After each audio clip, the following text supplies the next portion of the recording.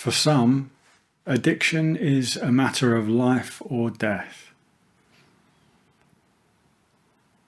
This is a video I've had an idea for quite a while. I put it off initially because I wasn't sure how to talk about it. Since then, I've heard some people, I've had other ideas that have joined it.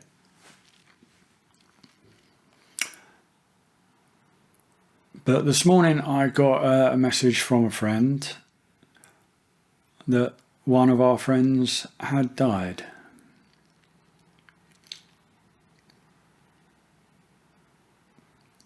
I've mentioned before I used to go to a group therapy charity that would basically offer 2 hours of group sessions every morning, 5 days a week. And I went to that for about 2 years.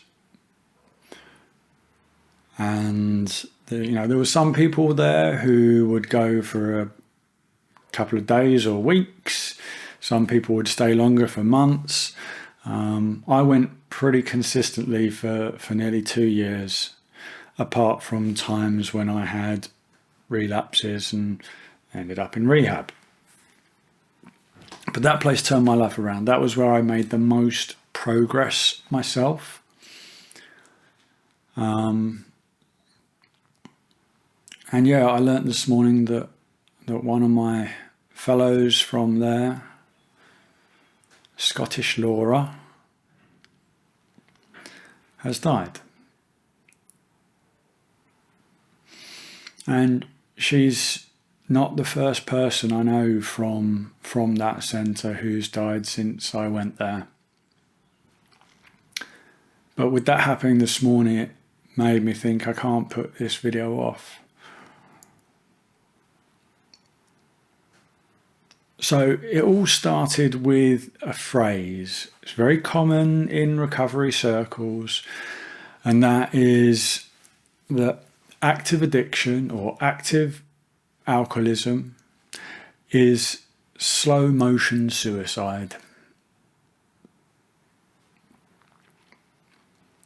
There's a lot of people talk in recovery about being in a dark place, about self-harm, suicidal ideation. I mean, I've never got to that point of actually, trying to put anything into action. But the point is that if you're actively using or drinking, there's an element of your mentality which doesn't want to keep living. At least not the way you are, not the way you think you are able to live in this world. So the consequences of drinking don't really matter. When you've got to a point that you know you've got a problem, you know it's damaging your health, your life, your relationships, but you just don't care. You just give in to the addiction. Because it's in those dark moments or dark places that you lose all hope and you don't want to try and get better. You're so angry, so scared, so desperate, in so much despair that you just don't want to keep living. You might not be someone who actually wants to go through with it, but You just say to yourself, I don't care about the consequences.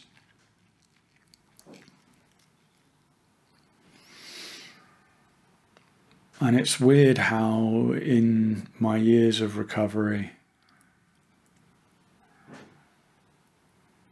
I've become somewhat jaded to the whole idea.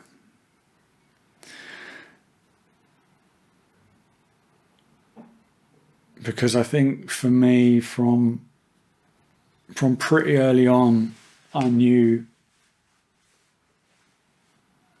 there was a solution and I could get there. Even though I had 3 years of relapses,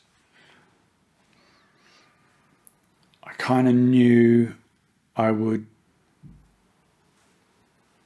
improve. But the thing is, it would be so easy for me to just like ignore those thoughts. Or it would have been very easy if I was a little bit worse off. If I'd been drinking a little bit heavier for a little bit longer, and it would have had a slightly bigger impact on my mental health. And if those other little things had started to crumble more, like losing the job earlier, like losing my flat, like irreparable breakdowns in relationships, I can easily imagine that the weight of all that could have got to the point where I'd just said, you know what? Screw it. I'm going to drink to oblivion and I don't care. Because that phrase, slow motion suicide, you're not actually trying to do anything to yourself. But it's like, I'm just going to drink, and if something happens, something happens. Be it a quick health problem, a long-term health problem, be it, seizures, brain damage, liver failure, something, a drunken accident. You just don't really care if something happens because you don't want to have to deal with all the crap that you've been dealing with.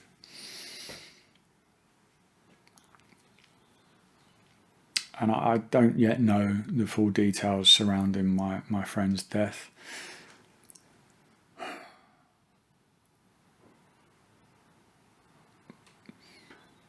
But she was one of the ones that I worried for. She was one of the ones I saw was having a really hard time. And there were a couple of times when she would relapse and reach out to me, and I tried to help.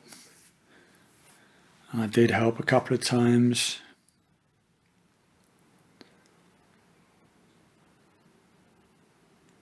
And it must be about a year and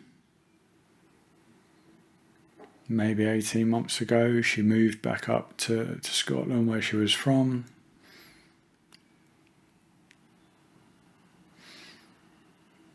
And then we just didn't hear from her.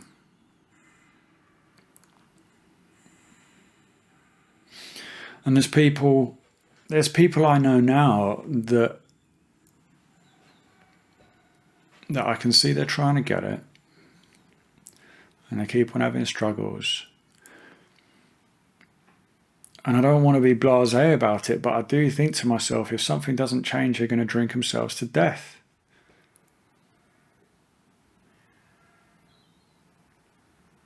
Now, I've only been around this for the last 6 years, and I've already seen so many people come and go.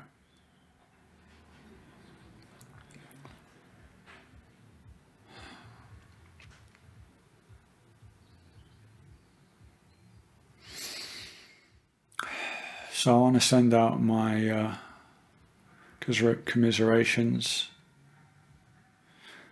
to Laura's family and friends.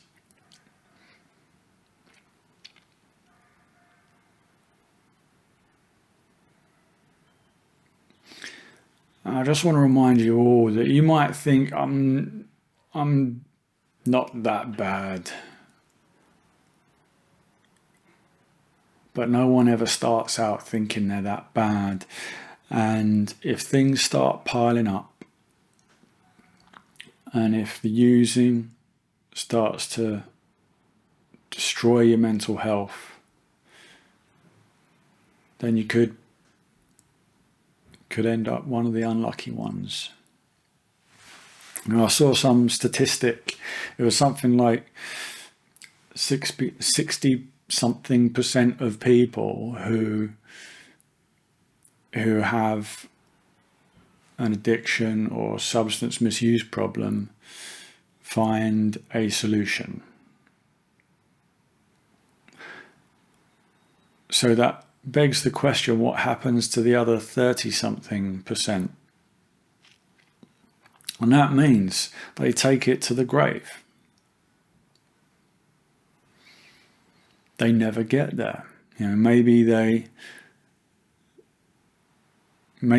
manage to reduce their using and live another however many years, but it never gets resolved.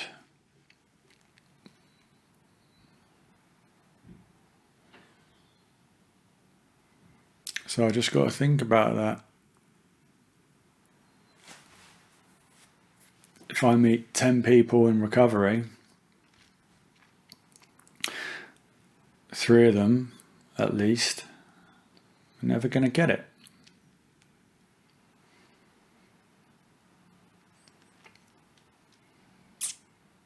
So if you think about that, 30% of people don't get it.